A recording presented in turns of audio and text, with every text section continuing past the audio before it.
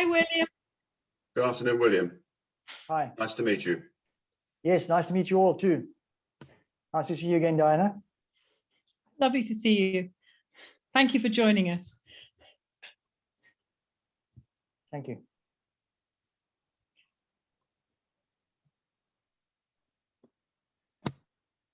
Mervyn, just to check, will you be driving the slides?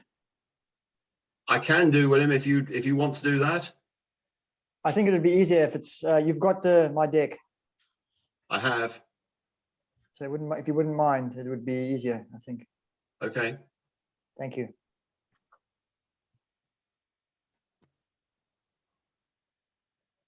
Mervyn, it's Duncan Wigney. Do you want to do that for mine too, or I'm easy either way? But no, I can do yours just to be as well, Duncan. Yeah, okay. It's just for consistency's sake. Okay, I'll leave it with you. Thanks. Right, your screen's very pixelated, Duncan. Ooh. You looks like you're behind a gauze or something there. I don't know, but it doesn't matter. Obviously, at the end of the day, it's just that we can't really see you very clearly. It could just be. I don't know if you've got a little bit of dirt. Actually, got a little bit of dirt on the lens, or just something there, or something that's just making it. Yeah, it's probably dodgy connection. Let me just. You'll see right. Well, no, we can hear. That's it. That's done it. Yeah, you just had a bit of dust or something on the camera. Yeah, I'm not sure that's necessarily better for everybody, but anyway. Right, numbers are starting to come on down, so we'll give it perhaps. So we're still a couple of minutes to go.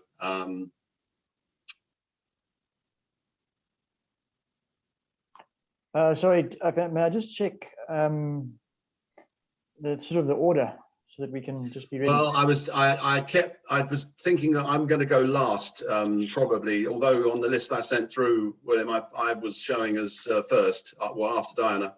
I'm tempted to go possibly last, just to keep a little bit of flexibility on the time. Is that an issue for you? No. You got the document. So at the moment it's Diana, myself, Martin. Sorry, Diana, Martin, John, Mulholland, William, yourself, Duncan, Scott, and then myself finishing at the end. Okay, no, that's fine. And so when I come on, I'll have that chance just to go through my deck. Is that right? Yes. I don't worry. I've got the Okay, 100%. No, that's fine. Thank you very much.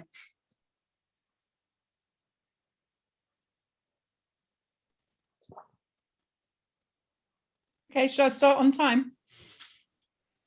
You could give it just a minute or two more. I know, say the numbers. Normally, I think a lot of people do log on pretty much on the time. So perhaps a couple of minutes and then we'll go. I think we're building up numbers.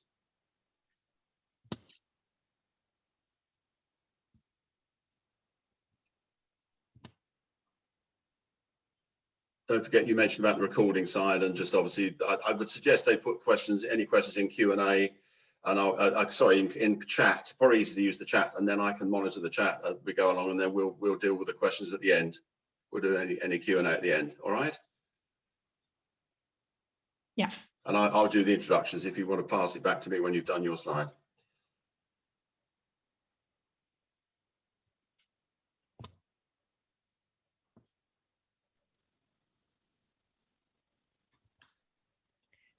Hello, everyone.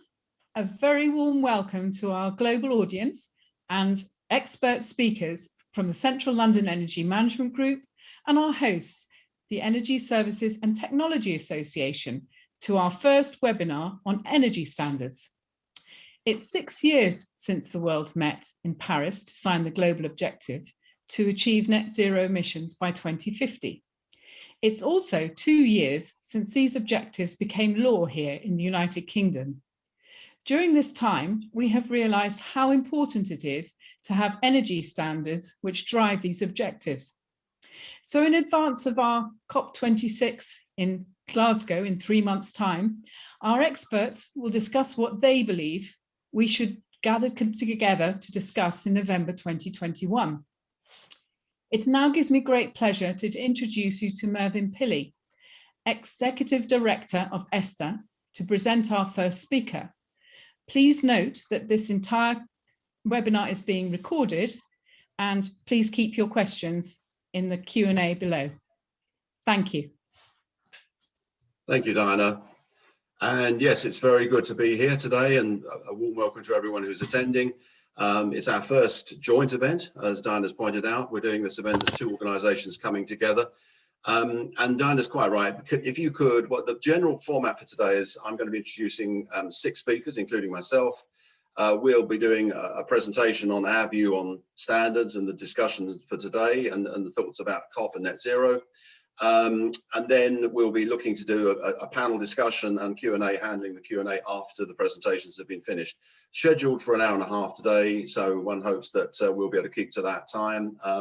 So yes, hopefully a reasonable amount of time to have that Q&A discussion and panel discussion at the end. Right, okay, so in terms of, just bear with me a second, I'm just going to do the,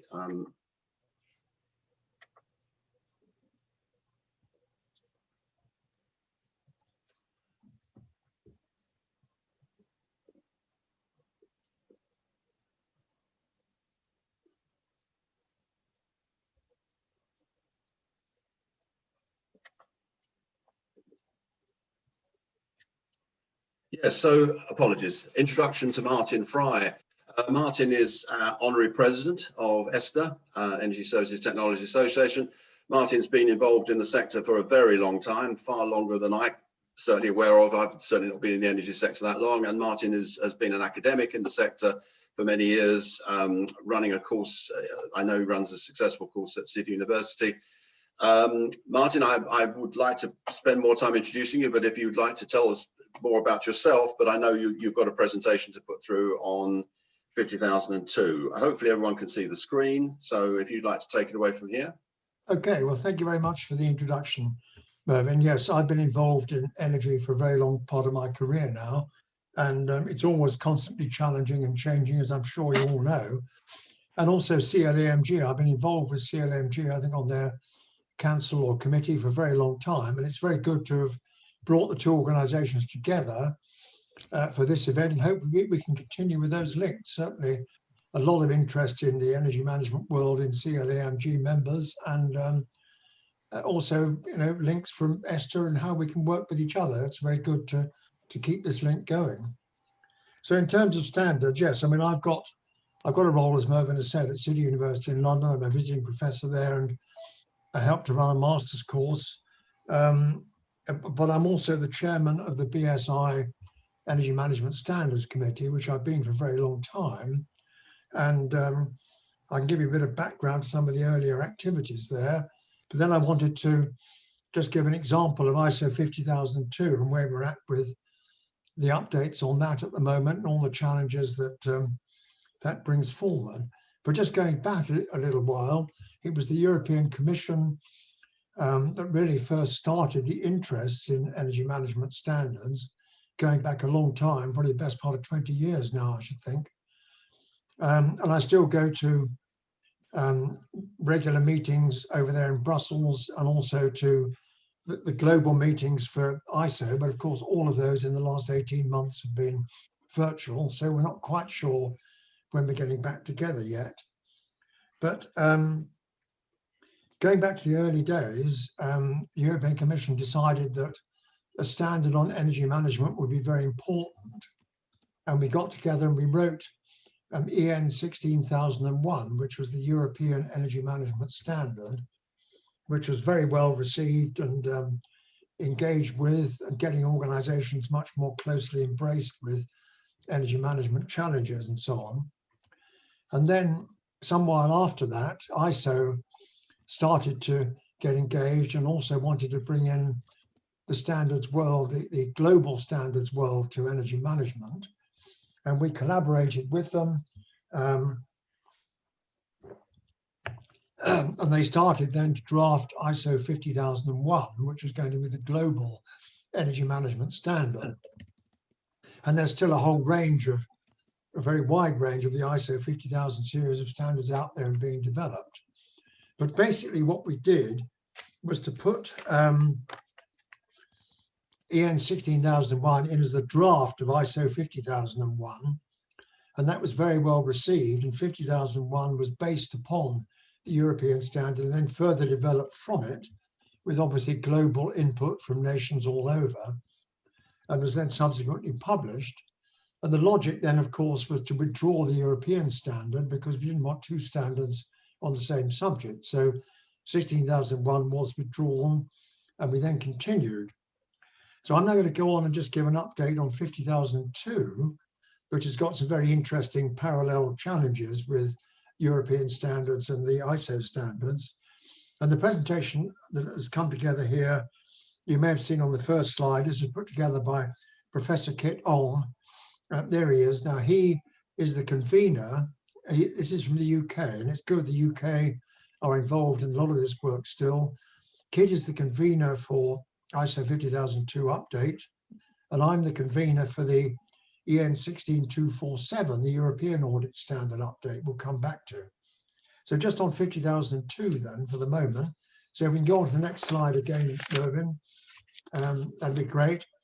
So as you can see there, it was published in 2014 initially, and the European standard 16247 base 1 was the fundamental starting point for it in the same way as 16,001 was for ISO 50001. And the European standard has got 4 parts, as you may know. Part 1 is the general principles, and then we've got 2, 3, and 4 on buildings, process, and transport. And so it was just part 1 on the basic principles that was fed into ISO to start the development of 50,002. And as you can see there, we got a wide range of contexts here: use, consumption, efficiency, and so on. And also bringing in the expertise then from the wider global ISO community, which is very important. And clearly energy audits are probably the most fundamental aspect of energy management in supporting ISO 50001 and getting energy management in place and working correctly, which is why I think ISO decided to make this their priority. So the challenge was we had already got the European standard, and as I said, with energy audits, it wasn't a problem, we withdrew it. But here there were lots of challenges and discussions going on, and CENELEC, you can see there, is the European organization that focuses on all of this, and they didn't want to withdraw the European standard for a number of reasons.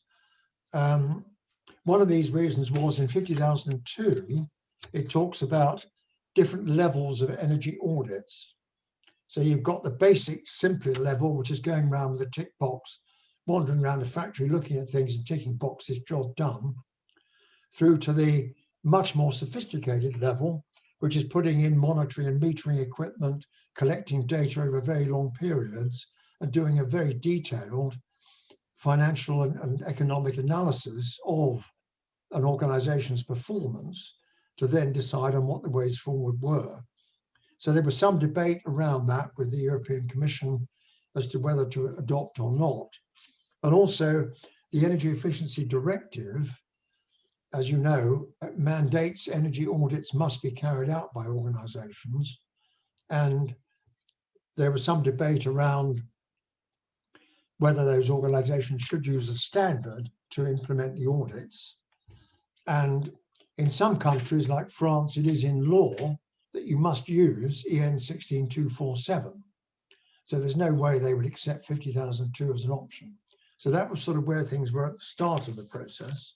So going on to the next slide, Mervyn, we've now started what is the systematic review. So due for an update, as I say, Kit is leading this, and it needs to be updated to then get it back in place for another 5 years. So all these ISO standards are updated every 5 years.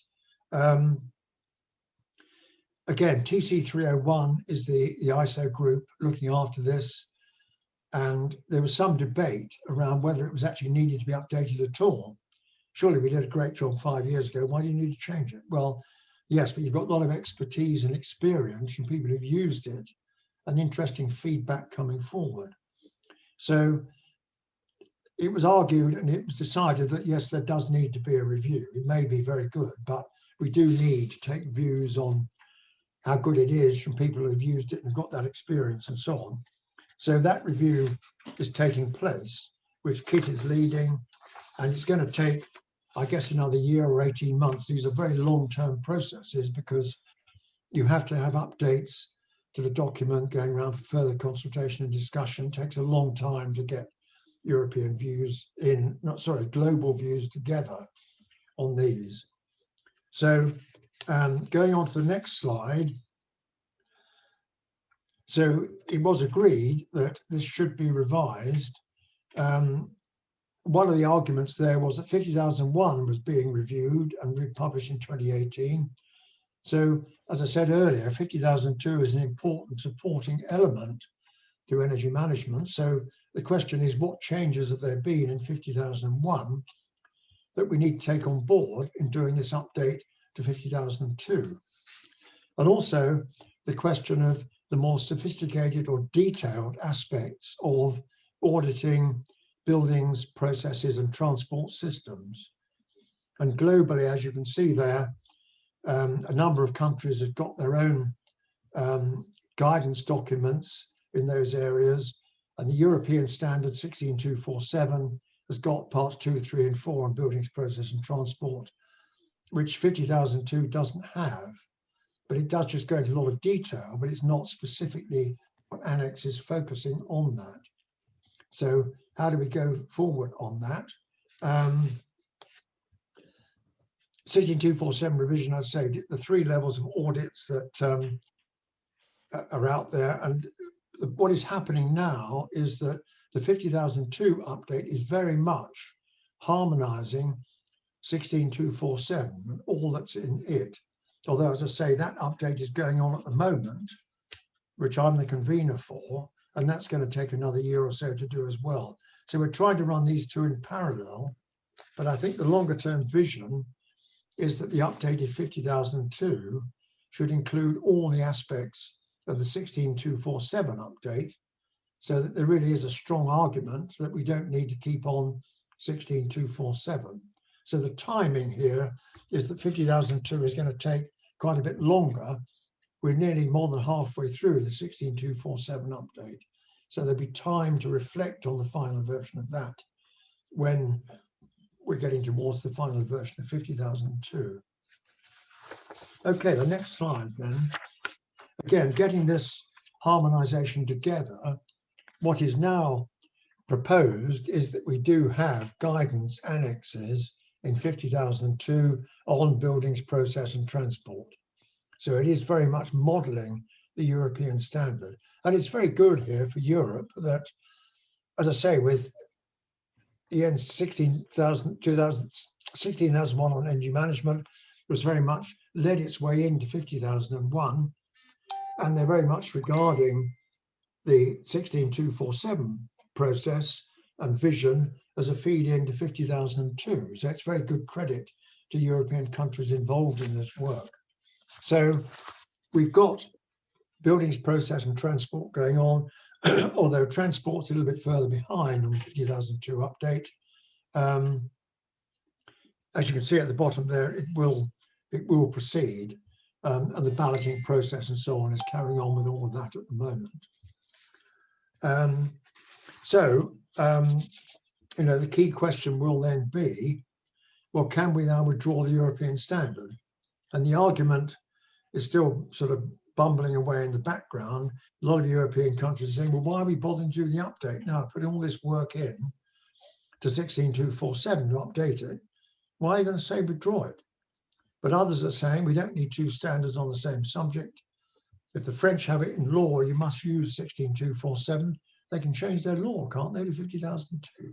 So there's going to be a very interesting argument in European countries bubbling along on this over the next year or so as we go forward. So I'd be interested to keep you up to speed on that, you know, as it happens. So, okay, the next slide, please. I think we're getting there to the end of this now. So yes, well, this is a bit of detail on the NWIPs, new work items. You know, there was one new work item put forward. This is just the procedures to get on with the 4-part standard. Then there was a lot of argument, and now they're saying that we do need 1 new work item for every part of these 4 parts. So there's got to be 4 new work items, but that's just a working detail for those involved in getting all the admin through the system and so on. So ongoing, you'll see their kit will remain the convener overall for this, which is good. UK leadership and project leads are being sourced. We've actually got some come forward. I think Tony Day, also from the UK, has come forward to take the lead on the buildings part. So it's good. We've got UK visibility in driving all of this forward. And the transport section, I say, that's a bit behind at the moment. So I think that's it really. Just a quick update on 50,002 and some of the complexities we've got of doing these standards globally and with the European activities. But as I've said, the European activities have got a very powerful input here in terms of leading the way with the vision, but also we've got UK leads on the work on 50,002, which is good. And if anyone is interested in getting more involved in the standards work, as I say, I'm the chair of the UK BSI committee, and there are always links into the work that's going on, and consultations are coming out on updates and so on. So if people want to get involved in that, do let us know, and we can, we can bring you on board or get you fed into the process that's going on. So that's a quick overview of some of the standards issues at the moment. Thank you.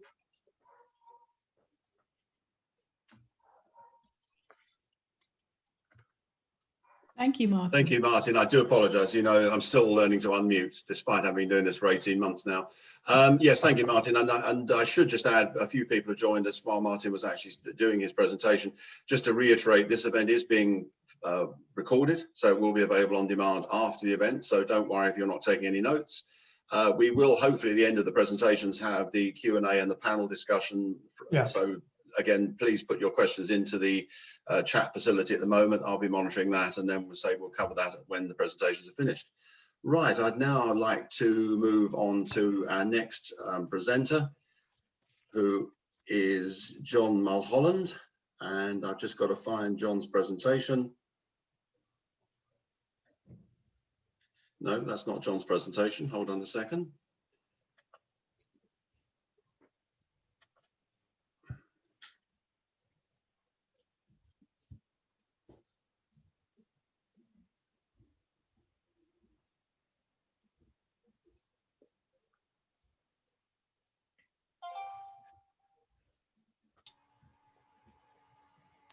Now, John's, for some reason, John, your presentation. Are you there, John? Yeah, I am.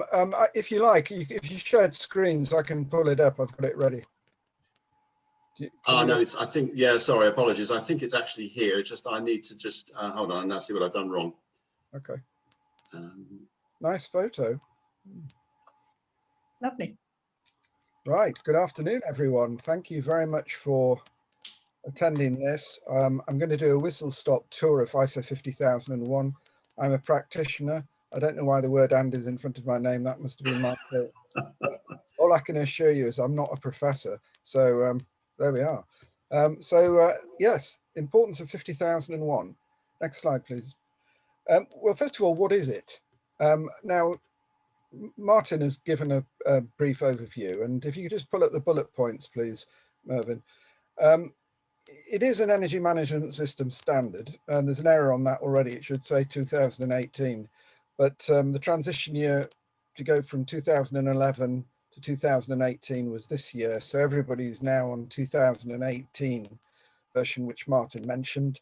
An energy management system needs to be compliant with 50001 to be certified. The reason I'm just using this terminology is I hear all sorts of different phrases like we've been accredited to 50001. What they mean is they've been certified by a certification body who is accredited to do that certification. I'm a bit of a anorak when it comes to terminology. I don't apologize for that because I think we should get it right and not mess about. And so the certification body is accredited by UCAS in the UK or another national body, for instance, INAB in Ireland. And there are 16 accredited certification bodies in the UK who can certify an energy management system to 50001. The next bullet point, please. There's another one, I think. Is there? Oh, no, okay. Right. These are the number of certifications globally on ISO 50001 at the moment. And you can see that the top 10 countries constitute a massive amount, probably 80% of all certifications. The other 122 countries are up to around about 4,000. There are 48 countries in the world that have got no certifications whatsoever.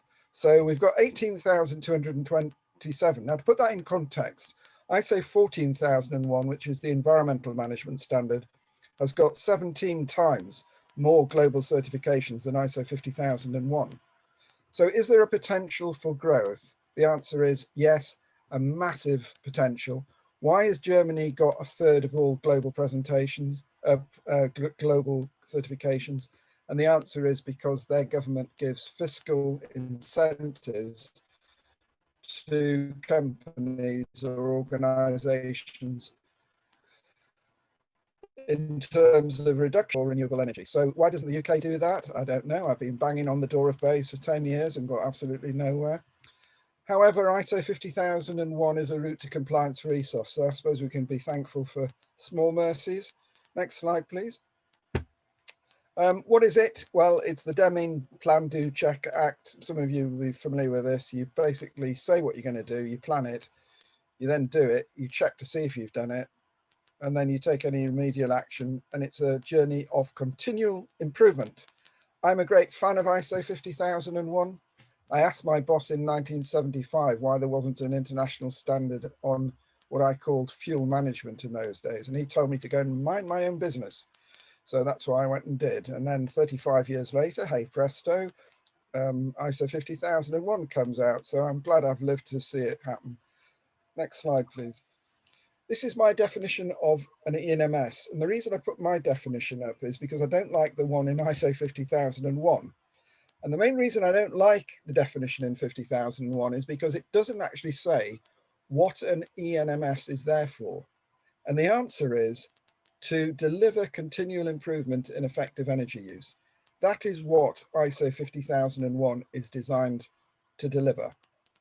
And it is a structured, defined and disciplined approach, and it applies to virtually every aspect of energy management, which ESOS does not do because it only focuses on energy audits. So there we go. Next slide, please. The benefits of 50001, 7 there. In fact, there are 9, but if we count cost, consumption and CO2 as a benefit by the reduction in all those things as a result of applying 50001. However, CO2, net zero, those words don't feature anywhere in the standard at all. So those are co-benefits. And it's a route to compliance for ESOS. Even in the latest consultation on ESOS, they're saying they're going to keep 50001 as a route to compliance. And then, of course, improved competitiveness. It's a demonstration of competence. It provides continuity when staff change, so the system's always there. It's not personality driven. And it's a journey of continual improvement, but also unexpectedly for some people, it's a lever to cultural change, which is really important in energy management. Next slide, please. Just a quick word about net zero and ISO 50001. It is, I think, a major driver for delivering net zero, even though 50001 says nothing about carbon or net zero, but simply because if you're reducing consumption, you will be reducing carbon emissions, and the carbon emissions are the main culprit that we're addressing in net zero, and sometimes we forget that, but I know there are other greenhouse gases, of course. And it covers all those things that you can see in those subpoints. Some of them not in great detail, but nevertheless, they are all there. So really, 50001 is an excellent tool. And I personally think governments around the world should be promoting it as the fastest way. It's oven ready, as Boris says. 50001 is there, it's proven, it works. So why aren't more people doing it? Next slide, please. What's the evidence to demonstrate that 50001 makes a difference? Well, here is a tale of 2 cities or 2 companies. Next slide, please. One of them is Schneider Electric and the other is 3M, both big companies. Some sites in their companies have got 50001 certification and some don't. So this is the same companies, some with, some without. The ones with give the green line for Schneider. that shows the energy savings on the sites with 50,001. The blue line is the sites without. Is 50,001 better than not having it? The answer is yes. And the same story is true of 3M. And there are 10-page case studies on each of these in the public domain if you want to look at them. And so what this message is saying is 50,001 does make a difference. And here is some evidence to prove it. Next slide, please. And the manager of 3M said this. Slide, please. And the next. Thanks. So there's the energy manager of 3M. And he's saying it systematically drives down energy costs and improves competitiveness. So there's plenty of evidence out there that 50,001 is better than doing just normal energy management. Next slide, please. Here's one of my clients who did 50,001 and Ibstock brick. Next slide, please. There's a build on this. Oh. Yeah, and the next one. Basically, when Ibstock embarked on the journey of 50,001, they had no idea that it was actually going to change their culture. And if you look at the bold text in these sentences, I'll give you a moment just to read them.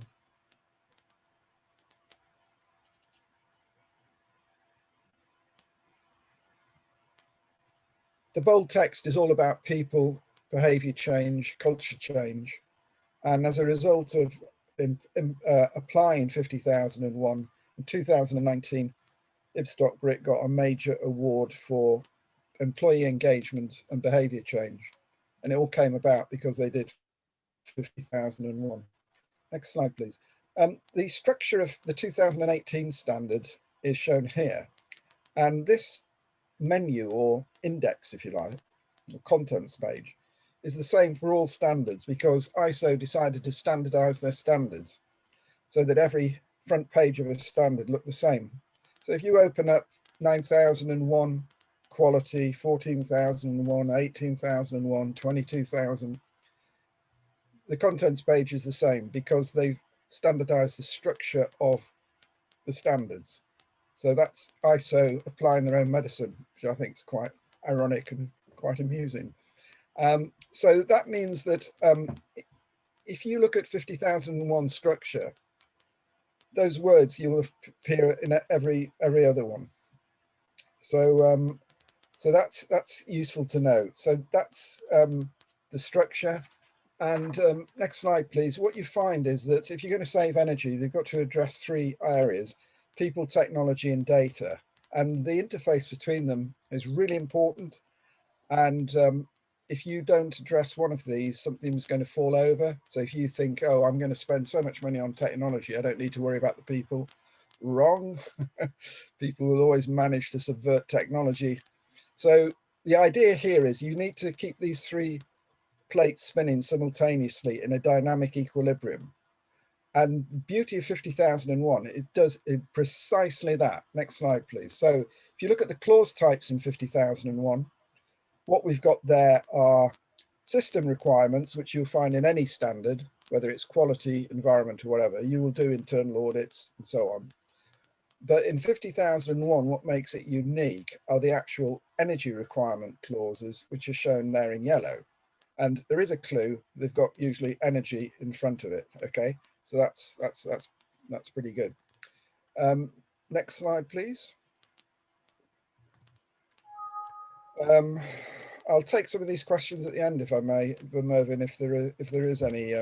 Yes, John, we're planning to, as I think I did mention before your talk started, we are planning to do Q&A and sort of a panel discussion, incorporating the Q&A at the end. Yeah, so once everyone is presented, then we'll take all Q&A. It makes a bit more sense rather than No, I welcome the chat that's coming. Yes, of course. Yeah, it's good to get feedback. But I'll not try and answer them just as I go because I've only been given 20 minutes and I'm 10 minutes through. So I'm motoring along here. So the main energy clauses you can see there. So you've got clauses on things like top management, policy, baseline, and everything. If you look on the right-hand category, I've put them into categories of whether they're people, information, or technical, and sometimes they're a bit of both. Next slide, please. And so here are some more clauses dealing with, whoops, Oh, sorry. go back one. Yeah, competence awareness is to do with people. Procurement is more of a technical thing. But the fact is that every clause in 50,001's got a people element because someone's got to do something, you know. So in that sense, everything is people. If we then move on to the next slide, which is really to do with 80-20 principle. You might have seen this before.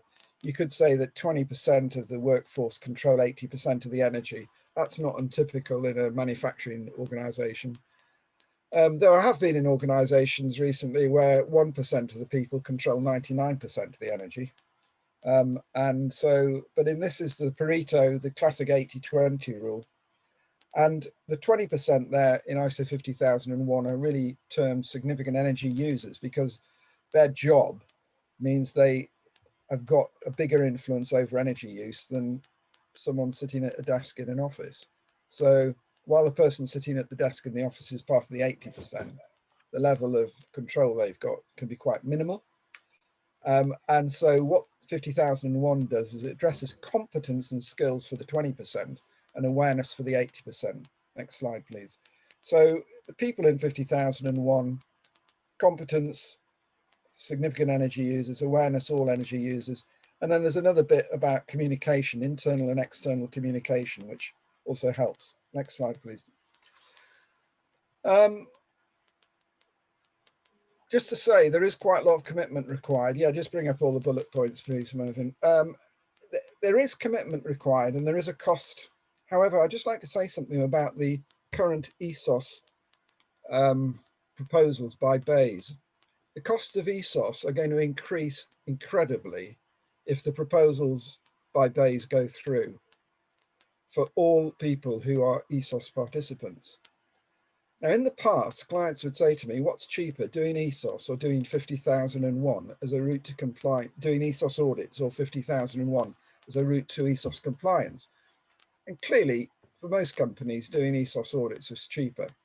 If the proposals that we've got on the table at the moment all go through in phase 3, then there's going to be a crisis because there's not going to be enough ESOS lead assessors with the skills to do it. And also the cost of ESOS is going to shoot up. So in fact, I'm now saying to all my ESOS clients, forget about ESOS audits, just go for 50,001. It's better and it is going to be cheaper. So that's another reason for doing it. Next slide, please. In terms of just getting the certification, these are the following stages. You need to define reality by doing a gap analysis. Then you've got to build your ENMS, populate it, operate it, and then you go for certification after doing an internal audit. And the time scale for doing that, next slide please, is shown here. I mean, these are just roughly. So it could be anything from 10 to 17 months. And it could take between 4 and 6 months to actually finally get your certification. Some people have done it fast track. They've done everything in 6 months. Good for them. I don't know how they manage that. I must find out. But you can do it much faster. The point of me showing this slide is that the compliance date for ESOS is the 5th of December 2023, which is 2.5 years away. So there is time now to actually make to do 50,001 as a route to compliance with ESOS. You know, you've got time to do it if you choose to go that route. Next slide, please. Not far off the end here.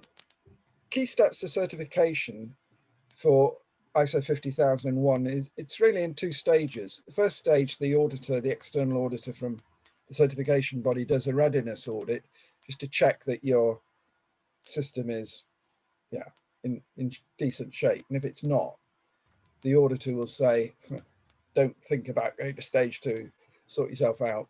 But assuming that it is, then they can suggest you tidy things up a bit. Then stage 2, they go for formal non-conformities. The initial certification is issued. There are annual surveillance audits, and then you have to recertify every 3 years. And all those things cost money. So there is a cost. So you have to be aware of that. Next slide, please.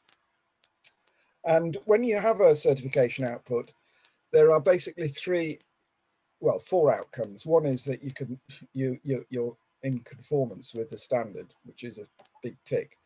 But you may have a major non-conformity or a minor non-conformity or an observation. And you have to basically act on anything that's a non-conformity. You don't have to act on an observation.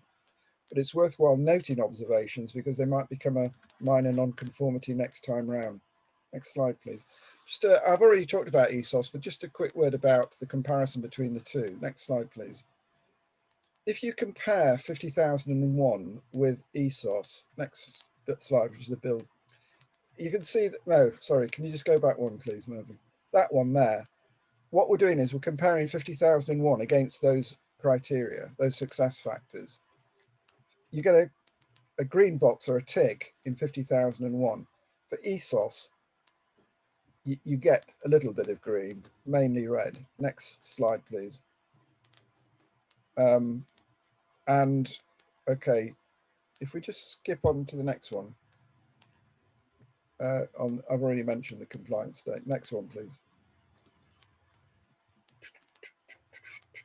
And then if you just go through, that's it. Yeah, let's just look at all the words on the screen. No, yeah, thanks.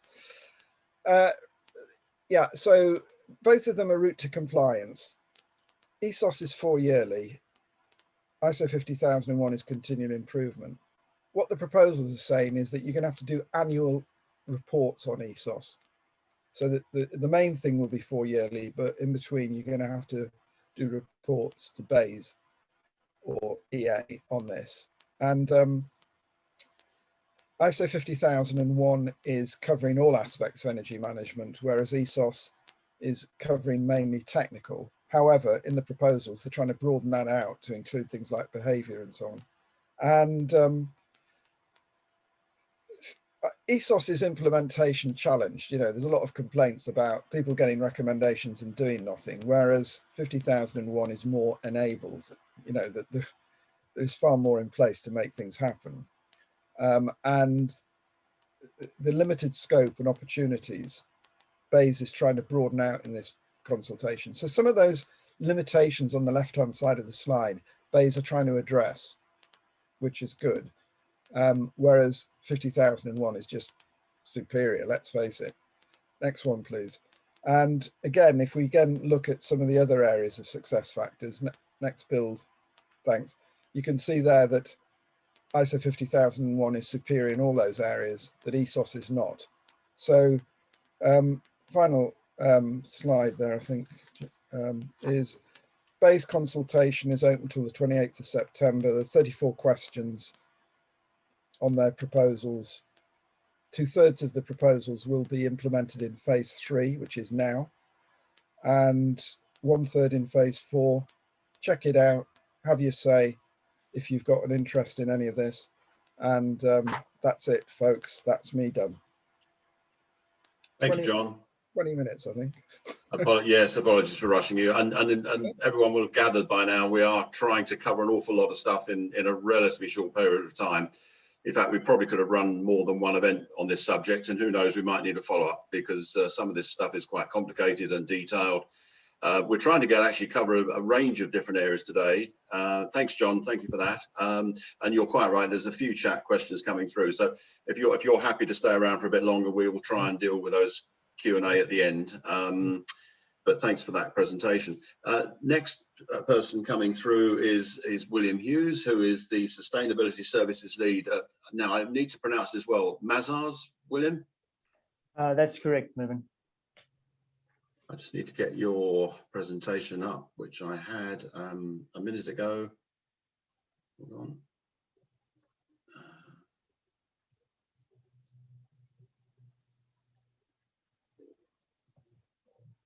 I think that's it. Can't see it from my side yet. Maybe while that's loading, I will just give. You got it? Yeah, there we go. Yep, thank you. Yep, it's come up. Yeah. Thanks very much, and That's all right. Good afternoon, everybody, and absolute pleasure to be part of this esteemed panel. My role is a bit different to the previous two speakers.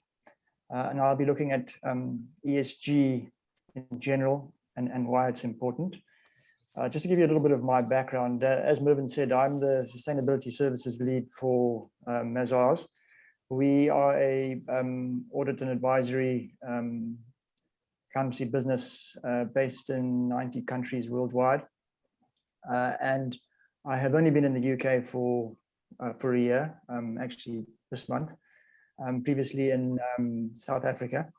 And I was responsible for starting the sustainability service line in South Africa in 2017. Prior to that, I actually, after my education and training and working a short while in corporate, I actually farmed in Zimbabwe for a while until our farm was expropriated, unfortunately without compensation in 2003. And then I ran my own business for up until 2016 before I exited, retrained as a carbon footprint analyst and hence doing what I'm doing now. I got a real sense for ESG and sustainability when I ran my business. We one of the early adopters, I think 2007, we started sustainability reporting, and in 2008 we're carbon neutral. And so there's a real business case around why ESG is important for business. And that's what I hope to be able to put over today. So if we could go to the next slide, please, Mervyn. Okay, before we always start with this slide is to say, actually, what is ESG? What does it mean? And I think what we've been speaking about in detail in the previous speakers is around energy. That normally fits into the environmental bubble of, or the E of ESG. But we have to remember that we also have the S and the G, and all three are equally as important. I think it's a big focus on the E as we sort of move into as we sort of tackle the climate emergency that we face, COP26 at the end of the year. But if you think how important people are in business and in society, I mean, the social element is indeed important. And what we wanted to, these obviously are not all the indicators, we just sort of put a sample here to get a representative sample. But if you think of the importance of some of these factors around in the social bubble, especially if we look at something like stakeholder engagement, and how important that is in the sphere of ESG. And we don't have to look too much further than the European Super League that was recently cancelled, in that, you know, major clubs decided that they wanted to go ahead with something without consulting their stakeholders, and the result of that was obviously clear for all of us to see. But I think what's very important for each one of these aspects that we have listed here is that each one of them represents an opportunity to create value. Now, we've spoken a lot about energy, climate change, and energy saving. Energy saving is going to obviously reduce your costs, reduce your emissions. But if you go into something like staff turnover, you know, high staff turnover is a red flag. It equals higher cost, lower efficiency, generally speaking, most likely an unhappy workforce. And so you know, when we think of ESG, it's very important that we think of all these aspects, and obviously the governance side very, very important as well. As I say, they all represent an opportunity to create value. So if we go to the next slide, please, Mervyn.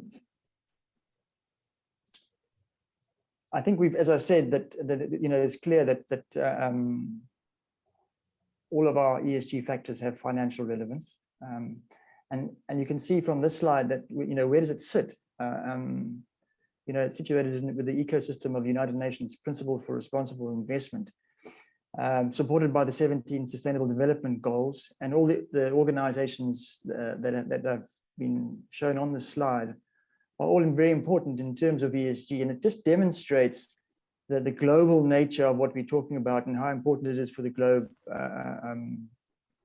And I think the SDGs have really given us a sort of a common language where we can actually fully understand what the main areas are. If we can consider the PRI and move to the next slide, please, Mervyn, thank you. And we'll come back to the PRIs now, because that's extremely interesting. But if we consider now why ESG is important, and we like to think of it as there's three main drivers around of that sort of makes it really, really important for business today. And I think the first one is obviously the business case. And here, the slide that you have in front of you just demonstrates clearly what the business case is, but it's very important. I think if you can imagine that ESG it's not a something that sits aside from the business strategy. It has to sit at the heart of the organization. It has to inform strategic decision making.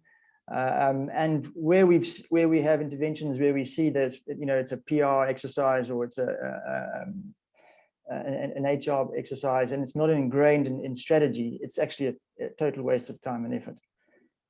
Bringing it in in strategic, it assists you to it assists you to make the correct decisions.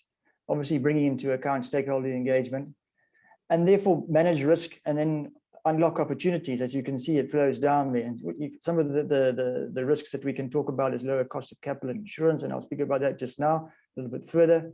Reducing business costs, energy, efficiency, staff costs. And I think very important today is that what we're seeing is that the younger generation are very much more in tune to businesses that have a purpose rather than that it's profit at all costs. And so I think in terms of motivating employees or creating the opportunities to attract talent is important in this space. But again, and it's not just about risk, it's about opportunities and the opportunity to open new markets. Attract like-minded investors are a few that we've listed, but there are many, many more, and that flows down to create good corporate citizenship and stakeholder trust, strengthens reputational value, and to create purposeful brand positioning, not what we would call green or blue washing or whatever the case may be, but it creates a position that's built on the reality.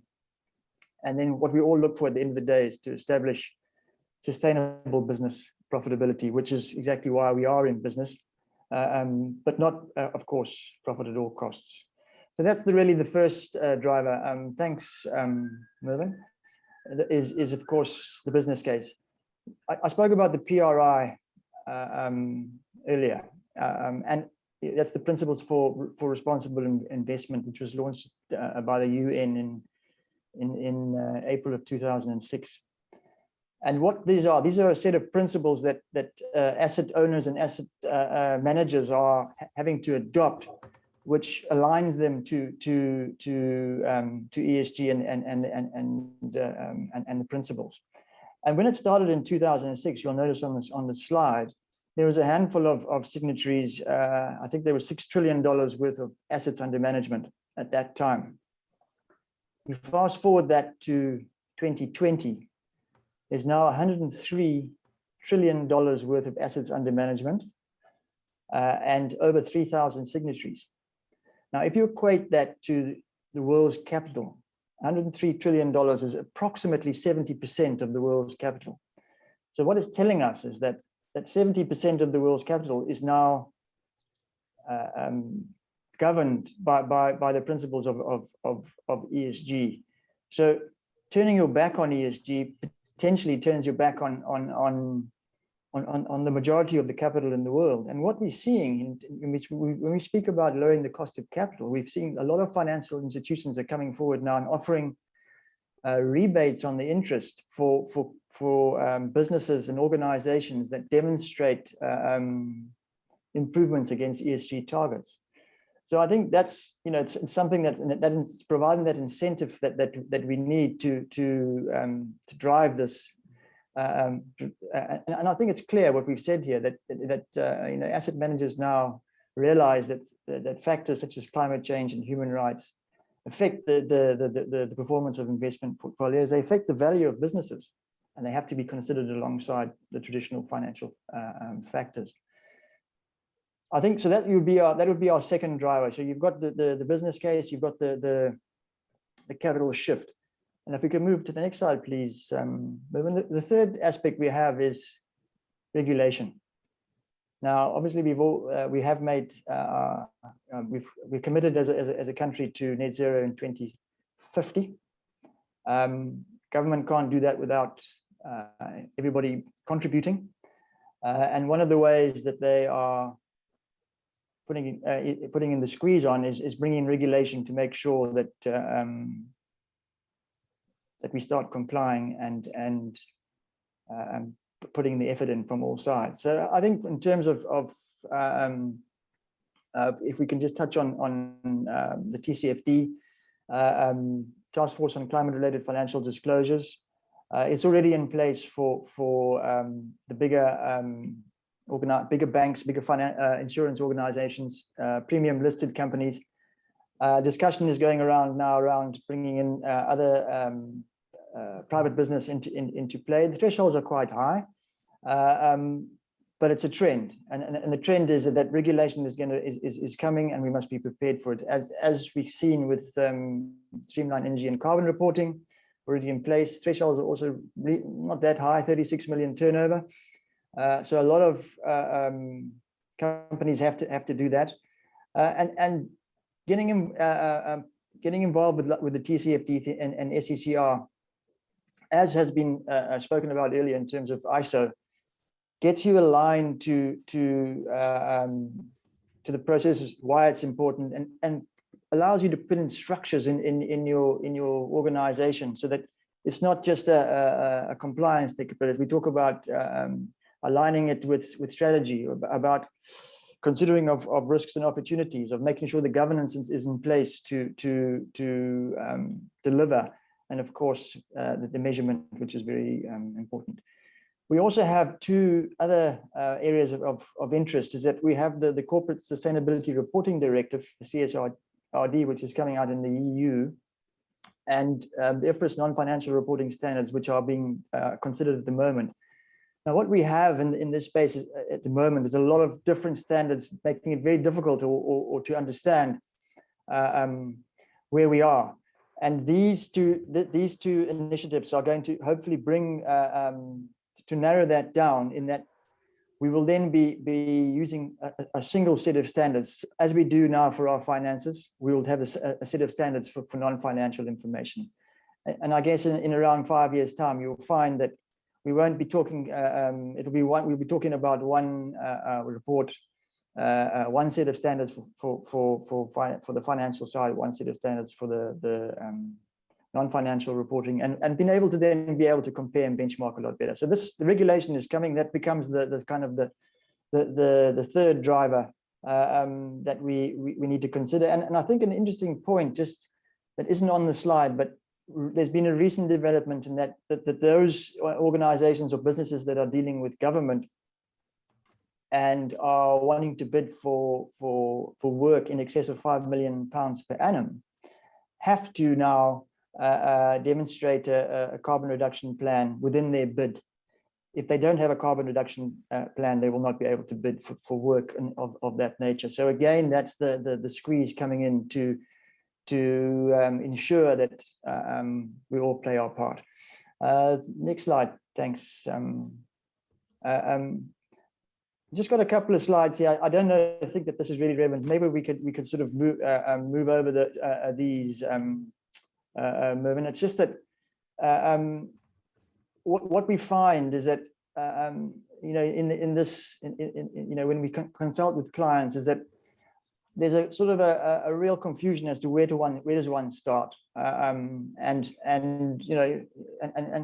the need for assistance to take them through a process. If we can just go to the next slide, please, Mervyn. What we've done at Mazars is we've developed an ESG health check, which is digital. It's probably a time commitment of about 20 to 30 minutes, which can really assist you to get to understand A, what ESG is, B, where you are, and C, it gives you a gap analysis of the key areas that one would need to consider. And of course, we have other services that we have as well. But so I think if I may, Mervyn, I'd like to leave it at that. I think, as I say, it was just to give the overview of why ESG is so important in business today. And we can't just consider the one element, of course, which is the environmental side. We have to consider the social element and the governance element. So thank you very much for listening, and happy to take any questions if they might come. Thank you, William. I think there probably are, but I've just lost slightly count. The chat was filling up rapidly as you were talking, so I think there probably are quite a few which we'll cover off as when we finish the presentations. But thanks for that. It's a complex subject, obviously not something easy to digest in a relatively short space of time. Certainly not when there's 103 trillion pounds involved. It's obviously something that we need to take very seriously. Right, okay, and the next speaker I'm very pleased to introduce is Duncan Wigney, who is the chair of the Energy Transition Association. Duncan, I just need to track down your slide, which is... Thank you, Merlin. It's not that one. Bear with me.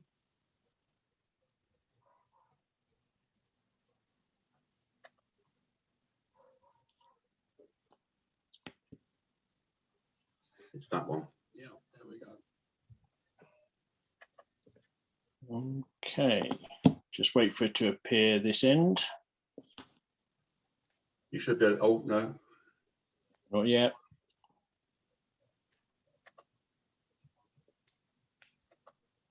There we go. It's there, right. You got it? Yeah, very good. Yeah, I've got it, thanks. Okay, so brief introduction. My name is Duncan Wigney. I'm the chair of the Energy Transition Association. The Energy Transition Association is a recently formed body. We formed about 7 or 8 months ago. Really a loose association of professionals in the energy industry, primarily around oil and gas, who have an interest in the energy transition, and a forum for the exchange of views, ideas, and information. My background is in construction, in engineering and construction, primarily around the hydrocarbons industry. I used to run a US-based company that designed and built things like oil rigs, LNG plants, nuclear power stations, and that kind of thing. So my background is very much in hydrocarbons energy, but clearly with the climate emergency as it currently presents itself, we are looking at a very rapid rate of change throughout the whole of the energy value chain. Next slide, please. So when I started looking at this, and when you look at the energy transition, the transition from hydrocarbons to renewable energy in whatever shape or form is not the first energy transition we've been through. There have been a number of energy transitions that the human race has enjoyed, but I'd contend now that rather than looking at a transition as a result of the climate emergency, we're probably looking at an energy revolution. Personal view, and I think it's as I see the rate of change in the industry, the rate of change over the last 10 to 15 years has not been fast enough, and it's going to have to really ramp up for us to achieve climate targets to 2050 of limiting a reduction in global temperature increases to 2 degrees. So I'd contend we're in an energy revolution rather than a transition. And then I got to looking at what's happened when we've gone through significant changes as a society and as a race. And quick look on the internet, you'll see a number of revolutions identified: the transport revolution, the industrial revolution, technical revolution, the digital revolution. And I think what's interesting about all of those things, particularly with respect to standards, is they have all kicked off with very low level of standardization, but standardization has had to be brought to bear on all of those aspects of human endeavor in order for them, A, to proceed effectively, and secondly, to get to the level, to proceed to the stage they need to. If you look at the transport revolution, back in, this is probably before most people's time on the call, but back in, I think it was 1847, 1848, you had Brunel and Stevenson head to head on the gauge of their railways, and the government stepped in it was 1847, with an act for regulating the gauge of railways, which settled it once and for all by saying that standard gauge had to be 4 feet 8.5 inches. Unless you're in Ireland, where it could be something different. Unless you happen to be Isambard Kingdom Brunel, when you could still have a 7-foot gauge, and unless there are existing acts of parliament or acts of parliament that were being contemplated, or you had existing branch lines that needed to be extended, or you're in South Wales or the southwest of England, where again you could get an exception. And I think that what that points to for me is maybe government aren't the best people to be putting the standardization in place for us, because there'll always be vested interests in pursuing a route, a way around the issue.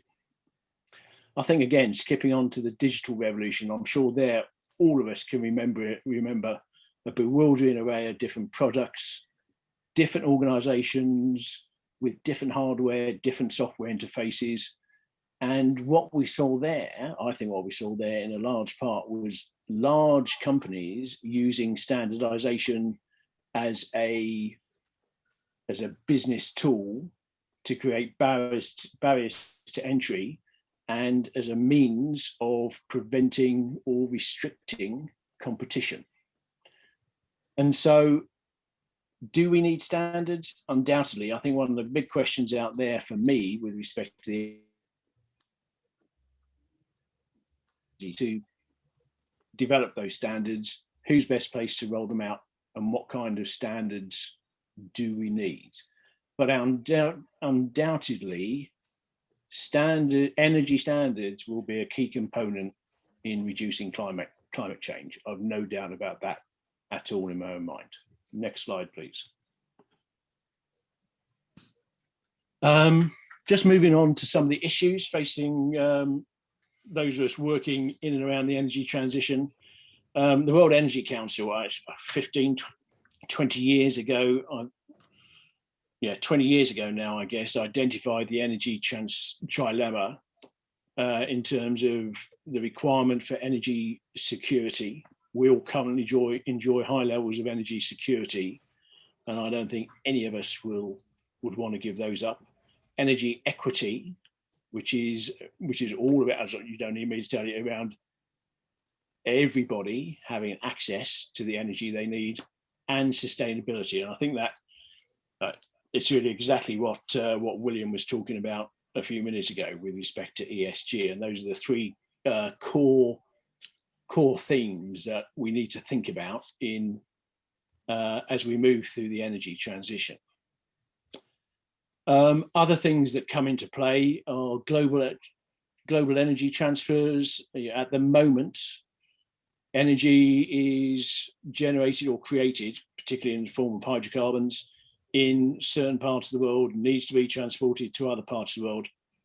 Those energy flows will undoubtedly change as we move from a hydrocarbons based energy system to a more renewable base, but we're still going to need to be able to move, I believe we're still going to need to be able to move large amounts of energy around the world. And in order to do that, you need standards, and those standards have to be global. And again, picking up on a point that Martin made earlier, that there's an opportunity out there to build a global standard. One thing I would plead for is that the standards, any standards that are developed, we try to globalize them in order to enhance or in order to facilitate that global transfer of energy. Other things we're seeing is proliferation of new technology and a proliferation of new applications of existing technology. Certainly what I've seen in the past is the application of existing standards to new technologies.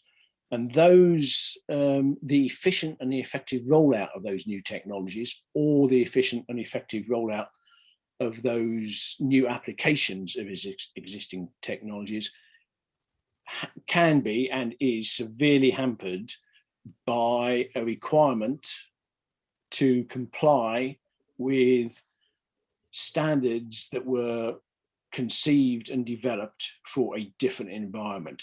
So an important aspect, as well as the global applicability of any new standards, I think, is the rate of change at which we can roll them out and the rate of change at which they can be developed.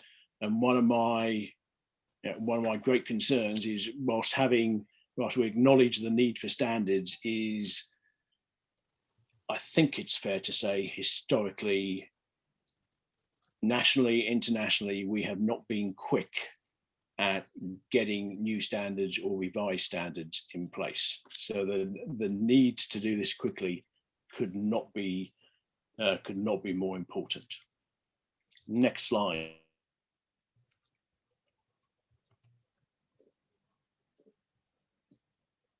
Slide, please, Mervyn. You should. I did put it through. Got it. Yeah, you have got it. Thank you. Yeah. Duncan. So I think in terms of regulation, sometimes regulation helps, sometimes regulation hinders.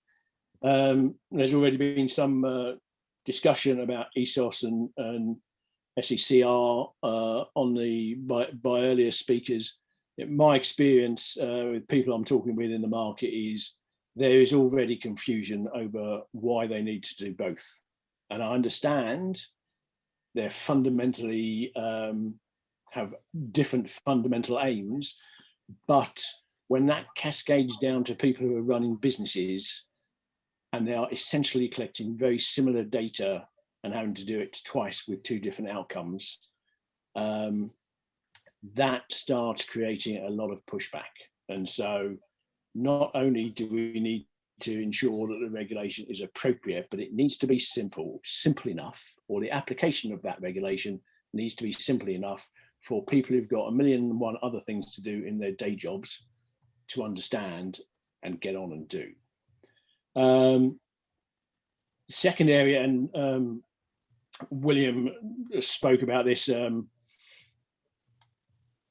very eloquently in his presentation, is capital availability. And one of the things I'm seeing as I'm looking for capital to invest in businesses in which I'm looking to, in which I'm taking an interest, is a very noticeable change, I would say, in the last year to 18 months in the investment community, and a very strong focus on where and how the money is going to use and the ESG aspects of that. And that, if anything, is going to be one of the key drivers, I think, in successfully effecting the energy transition. Other things that come into play: organizational agility. The very large organizations to whom the regulation typically applies initially tend not to be agile, and their ability to adopt new ways of working, new technologies and new applications for technology is generally going to be found wanting. It's going to be smaller players that make the difference here. This next point, I think we've already touched on. We've got organizational standards, national standards, international standards. The whole methodology of developing energy standards, and as I mentioned earlier, that aim for a global set of standards, I think could not be, can't underline the importance of that. But this rate at which we've got to do it is, I'd contend, is faster than we've been able to do it in the past as a society. Finally, and this last point before I hand back to you, Mervyn, do we view standards as drivers or enablers? I was listening to or catching up on a South American webinar on similar things on standards in energy, where a number of people were making a strong contention that standards will be the driver for the energy transition. Personally, I don't think that's the case, but the one thing we've got to ensure is they don't end up being a hindrance. We have to make sure they enable it. And that's it. Back to you, Mervyn. Thank you, Duncan. I did say there was a wide scope of things to be discussed today, and that's another fresh look at standards in terms of moving forward in the energy space. Thank you for that presentation. That leaves, apart from myself, one more speaker at the moment, which is Scott Armstrong. Scott, are you there? I am here indeed, yeah. Welcome, Scott. You are Chief Operating Officer of PlanetMark. I am indeed. And yes. PlanetMark are known to ESTA. We've been having some discussions with you over a few, well, it seems like a very long time ago now, but it's not that. I think it's just the way that time's moving on. Where are we? We should have you here, I think. I'm the one with all the pretty pictures. There you go. Yeah. Okay, so a quick introduction to myself. My name is Scott Armstrong. I'm Chief Operating Officer at PlanetMark. I sit on the PlanetMark board alongside our founder, Steve Malkin.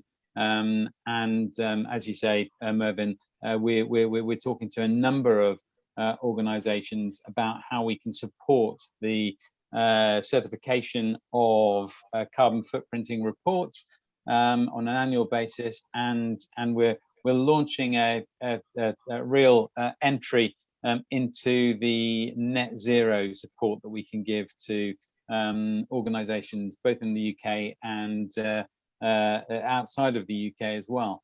And the question that we were posed was, is there a need for a standard to reinforce net zero activity? And I had a long conversation with a number of my colleagues on the management team recently, and unanimously, we feel that an international standard defining net zero activity would send a powerful message out to business community in terms of the requirements for them to reduce carbon over a particular period of time. As I said before, we are a certification business. We help businesses of all sizes, all shapes, in different industry to certify their own carbon footprint. And those are under SECRA. We provide SECRA support, SECRA report support as well. And it's a growing business. We are probably 8 years into our life at the moment, and in the course of the last 18 months and since the COVID epidemic hit, we have never been busier. We've seen significant growth as people start to focus and businesses start to think about recovery with the environment at the heart. So can I move to the next slide, please? Okay, so our model is quite simple. We have three steps. We measure carbon footprints, and we evidence those carbon footprints on behalf of our clients, and we help them to set annual reduction targets within their business, and we certify them against those reductions on an annual basis. We follow greenhouse gas protocol corporate standard, which we align with, and that's our kind of standard product. We also provide some carbon neutrality support for PAS 2060, and for a handful, and a growing handful of customers actually, who are interested in B Corp or CDP certification. We also certify them against ISO 14064-3. Just a little bit about more about my background. I've been working in sustainability now for around about 30 years, just under 30 years. I started off in the supply community, went into consultancy, then into industry, and now I'm working again on the consultancy side. I'm an ESOS lead assessor, Professor Kit Ung, who Martin was talking about earlier, actually trained me as a lead assessor, following the 50,002 principles. And I'm also chair of the Energy Managers Association in the UK. I've been a fellow of the Energy Managers Association for a number of years, and I was lucky enough to be invited to their board 4 years ago, and to be made chairman just under 2 years ago. And my 2-year stint as chairman comes to an end in December of this year. So we talked about measurement and the importance of measurement. Then the next piece that we do as an organization is engage. And again, we've heard from the other speakers the importance of culture, we try and make a big play on this in terms of any customer coming into us. We engage with their staff. We help them in terms of the creation of green teams, energy champions across their operational side, and we also train them on any aspect that they're interested in terms of sustainability, whether that be technology, whether that be a net zero strategy work, all of this kind of stuff. So we make a big play on the engagement piece and the people piece, as we've heard from other speakers today.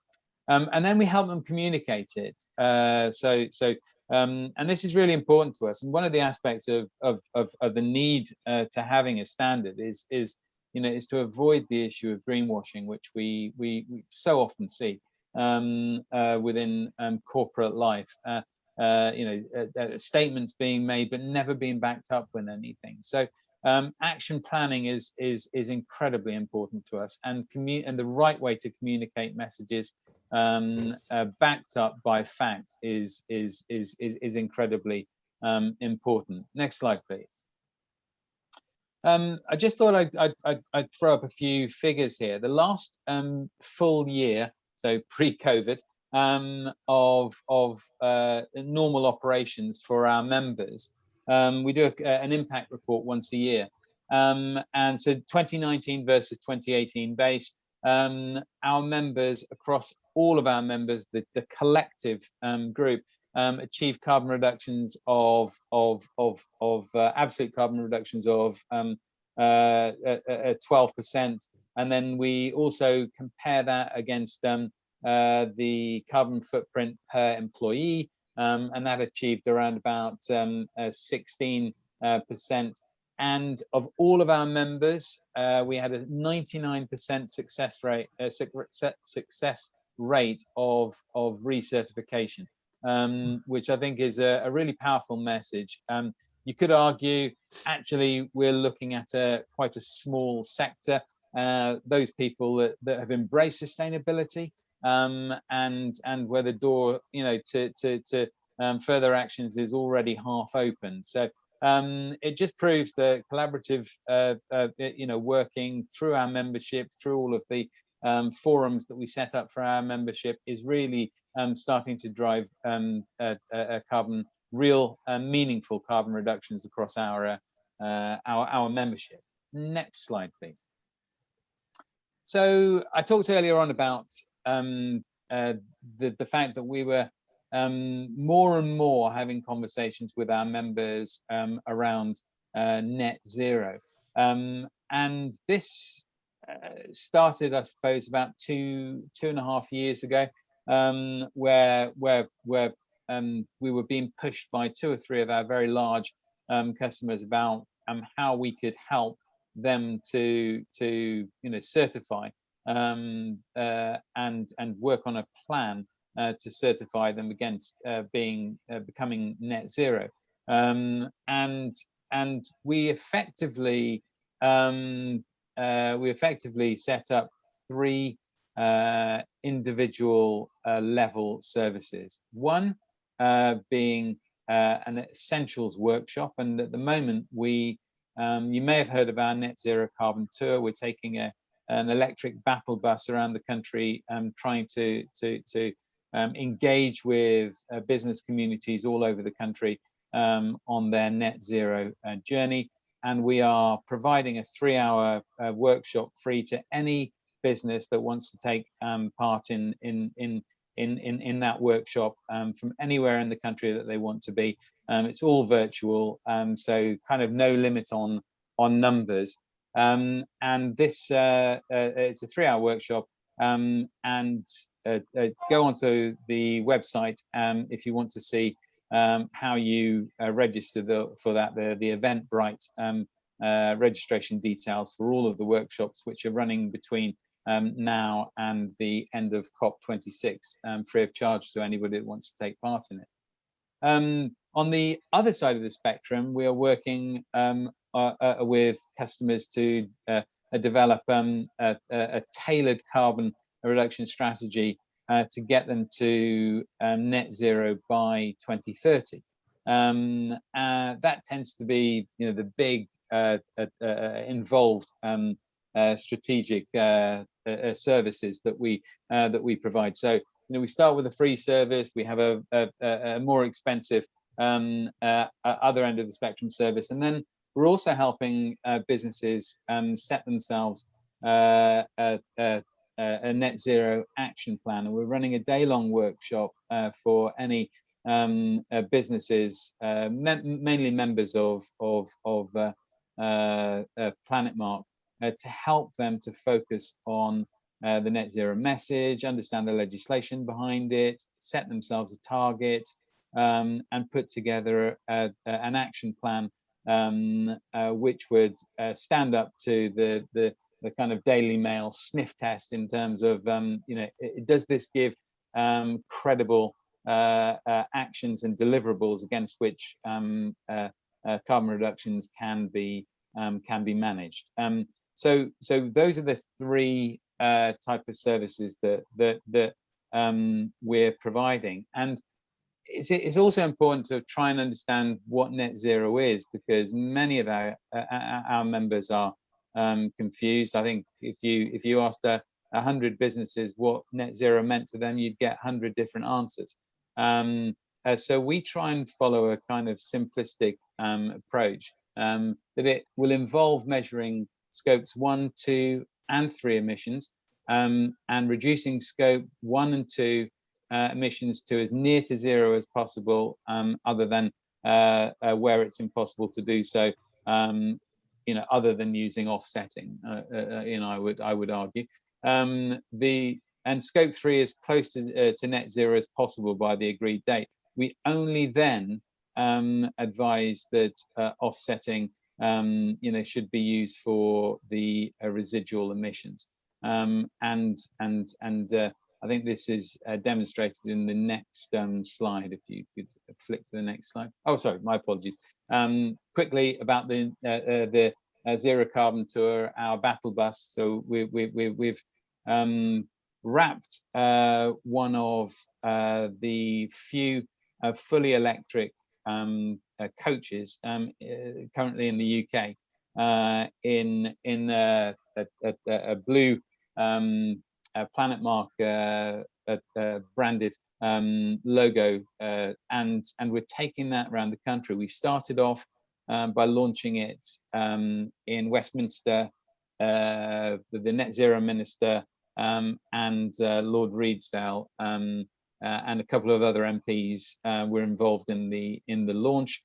We had our first visit to the Guildhall in London on the 10th of June, where the Mayor of London, Lord Mayor of London, actually spoke at one of our events from a city perspective. So the ESG perspective, with all the financiers there supporting the need for businesses to be taking steps to become net zero, but also the finances, the investment and community to take ESG seriously. And as we heard from the previous speaker, it's clear that ESG criteria are going to play a huge impact on investment funds in the future. We're taking the tour around the country. We have a specialist tour website attached to our website. If you want to find out a little bit more about where it's going, if it's in the areas that you want, or you want to take part in it, please feel free to do so. And we end up with the bus in COP26 at the end of the beginning of November, so at the end of our tour. So we started at the G7 in Cornwall once we left London, and we're taking it up to Glasgow to COP 26. Next slide, please. Okay, so carbon, the way we see the differences between carbon neutral and net zero. Carbon neutral is defined by PAS 2060 standard. It deals with scope 1 and 2 only. It doesn't include scope 3. You do require a carbon reduction target plan for 1 and 2, but not for 3. And offsetting allows you to buy offsets equivalent to your total carbon footprint. Net zero is a much more stringent position, and at the moment this is best practice because there is no standard, hence the need for a standard within this area. And it covers scopes 1, 2, and 3, and requires us to get to as close to zero as possible for scopes 1 and 2, and as close to zero as possible for scope 3.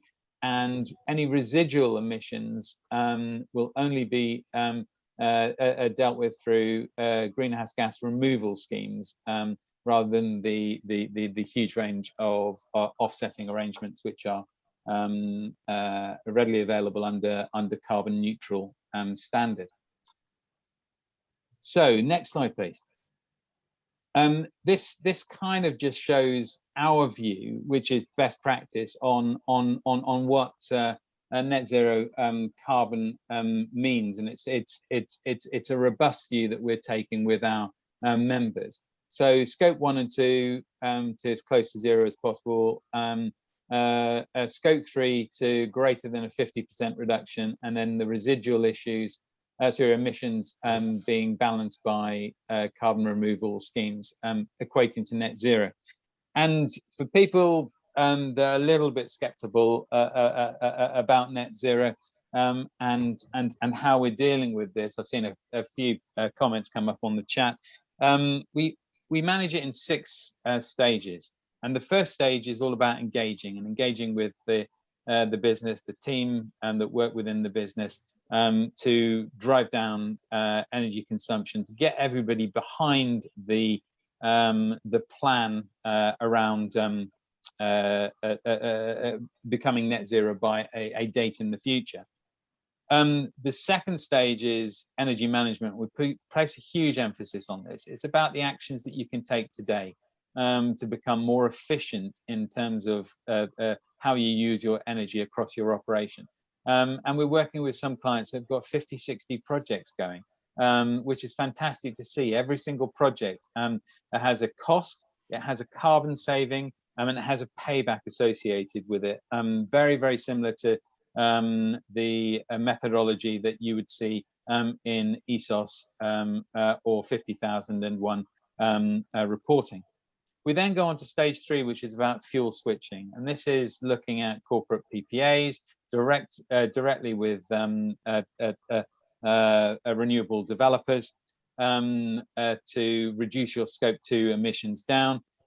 It talks about how you focus on fleet and the electrification of fleet, and also the decarbonisation of heating programs. So fuel switching plays a big part in this.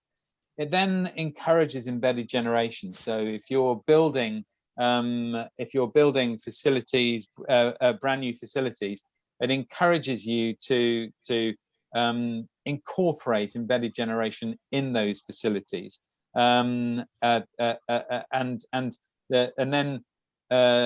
Stage 5 is looking at scope 3, and we have a program about how we engage with suppliers, and we're doing it on behalf of 5 or 6 of our members at the moment, where we've been given their list of suppliers, and we're engaging with those suppliers to reduce their carbon emissions. And then the final bit is talking about offsetting. So offsetting is always the last resort, and it's always the absolute residual piece. So that effectively is how we are helping our clients manage to achieve their net zero position. Is there a need for a standard in this section? Absolutely, we would 100% support the need for a standard in this area, and that standard being an international standard as well, because we're also talking to our UK clients who have sites in other countries about how we also engage with those businesses as well. And I think that's it in terms of my presentation. So it's a bit of a whistle-stop tour. Apologies for rushing through it, and I'm happy to take any questions, but I do have to go in just a few minutes. So you might want to send me questions, Mervyn, on the basis that you've still got to do your wrap-up. So. Yes, I was going to say that probably is going to be the best way forward, I think. Scott's apologies, thanks for that. Yes, and again, I do understand, I do appreciate the issues that we've got here, where everyone's trying to get a very complicated subject into a shoehorned into quite a narrow space. But thank you for that. Now, I do apologize, we have pretty much run out of time, but obviously there are a lot of questions in the chat, and I'm very happy to pass on those questions to all of the panel. I mean, I'm very happy to carry on a bit longer. We've still got most of the participants on who've been on in this afternoon. Scott, you may have already handled, I think, possibly a couple of the things that came through for you. I'm probably not going to say much about my section. All I was going to do as part of ESTA's presentation for the event was just simply highlight that we are putting together, working on an energy efficiency manifesto for COP. This is something we feel that energy efficiency really needs to be much higher up everyone's agenda, including government's agenda.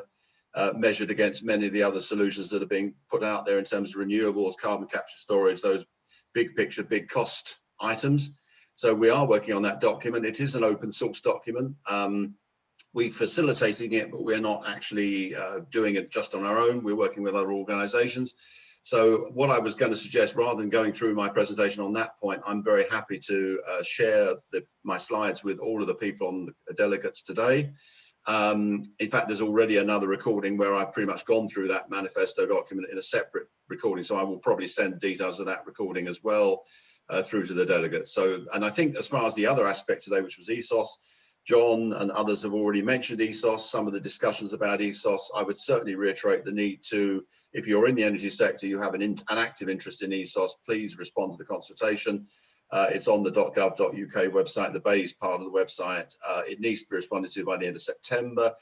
Relatively long consultation period for actually unusually in terms of consultations these days. But John has highlighted there are some interesting aspects in there that are relations of supply of assessors, quality of assessors, issues around mandating things, bringing new recommendations in like behaviour change, which is very relevant to ESTA, and the work we're doing at ESTA on behaviour change. So there's a lot of things I would have gone through my presentation, but we've run out of time, unfortunately, really from that perspective. So what I was just very quickly going to do was just, if people just bear with me a little bit, just have a look through. I have a feeling that, to be frank, some of these questions are going to be of a nature where, right, okay, we've got subjects here as wide as Bitcoin standard, which obviously is an interesting debate. Let me just see if there's anything I can specifically raise to any of the panelists who are left here. Yeah, Diana, you've been asking a few questions of people in general.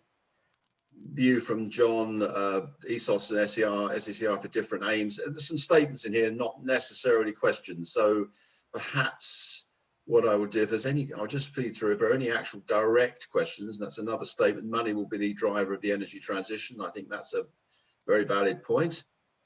Diana's mentioning about training, readily available. Some businesses don't have the resources to or invest in personnel with the right skills and therefore rely on consultants. It's the staff against the consultants debate. Apologies, I'm whistling through these, but obviously I'm just trying to allow if we can cover some of the issues or points, if there is anything in here. Michael, yeah, how do you respond to the suggestion that attempts to achieve net zero by on-site electricity generation, particularly by PVs, is counterproductive when viewed nationally? It doesn't significantly reduce the need for grid supply capacity and reduces the utilization of that capacity on a year-round basis. That's a very long question. And Scott's gone. I think we had to lose Scott, unfortunately. So from a time perspective, I'm going to take a decision here and, as host of the event, and say, I think on balance, I'm going to spend a bit more time on that chat. I'm going to save that chat. I don't think we've probably got much time now for a panel discussion, which is a shame, but I think it's taught me a lesson, is that when you're looking at a wide variety of subjects and a lot of different subjects, and as I said, a lot of the things in the chat there appear to be people making statements about things as opposed to questions, which in itself would probably, make a much longer panel discussion than we've probably got time for. I'm going to have to talk to Diana because it's a joint CLEMG and ESTA event. Diana, I suspect what we might need to do is have a follow-up session, if nothing else, to perhaps deal with some of those points that the panelists, the delegates have asked. What's your thoughts, Diana? You need to unmute yourself. Sorry. I think it's a good call. I think we've got a lot of great questions here, and let's give them the time and attention that they deserve in order to get a decent answer. We'll try and make sure, as I said, where it's more a specific question rather than a general statement, we'll make sure that the panelists, certainly if it's directed towards a panelist, we'll make sure that panelist gets the question. If it's not, if it's a general statement, we'll perhaps circulate that generally to the panelists and see if they have any thoughts and opinions. And we've obviously got the contact details for all the delegates today, so we'll make sure that in some way or other you get some response to the things you've made in the chat. A couple of final points to wind up today, and firstly, of course, a big thank you to all of our panelists today, and covering such a wide range of topics. You've done an excellent job, and thank you for that. An even bigger vote of thanks to everyone who's attended today. I think sometimes virtual events, have they reached the end of is everyone getting a bit to the point where they want to get back to physical events? Well, probably we all do, but it's still, I think, worthwhile. It gives everyone a chance to get to these sorts of things without having to travel, which is good from a carbon budget perspective, from a travel perspective.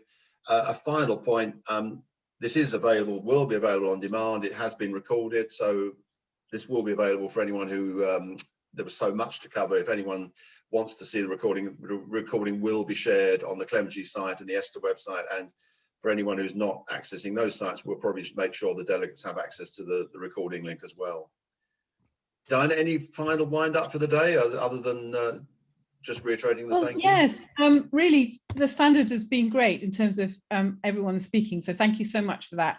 But last but not least, Mervyn, you've been fab as well. So thank you so much for all your help and support in hosting the event for us, and also being such a great MC, because moving all those slides and also keeping an eye on the Q&A is quite an art. So thank you for that. It is a challenge. Yeah, I agree. That's fine. I'm getting used to it by now. I've run about 15 virtual events in the last few months, so it seems to be getting there. Thank you very much. Thank you very much, Mervyn. It went well. Thank you. Thanks all. Thanks everyone for joining us. Thank you very much. Goodbye. Thank you. Thanks everyone. Thanks for speaking. Bye. Bye.